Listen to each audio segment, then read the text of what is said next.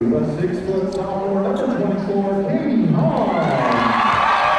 Boise Brave went 18-2 during the regular season, including a stretch of 17 straight wins, and they did it all without having a single senior on the team. This is my 18th year, and this is the first year that I don't believe I've ever not had a senior on our squad. But that doesn't mean Boise doesn't have experience. Last year, they made it all the way to the state championship game where they just fell short against Timberline. It was a really good experience, and I think a lot of us have a good feel about how the tournament goes and who we're playing, and the big crowd, especially with everybody watching us. It's really sometimes nerve-wracking, but exciting. Boise is led by Avery Howell, who was following in her mother's footsteps. She played at Lewis and Clark State, but Howell has several Division I scholarship offers as she does a lot of things out there on the floor, averaging 20 points and 11 rebounds a game.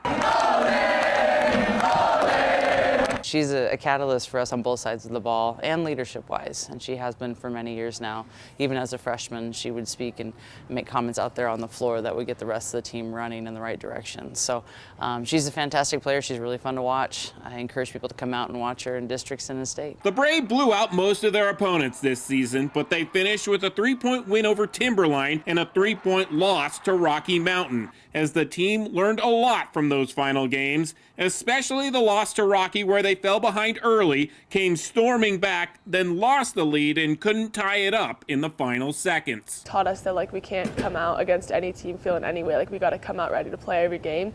And I think it was honestly good for us to have that experience going into districts and state, just because I think we're more than ready. And you may have noticed those pink jerseys. That's not the colors of the Boise Brave. They wore those during their annual Pink Zone game, where they were able to raise more than $6,000 for breast cancer awareness and the American Cancer Society of Idaho. That's a new record. Steve Dent, Idaho News 6.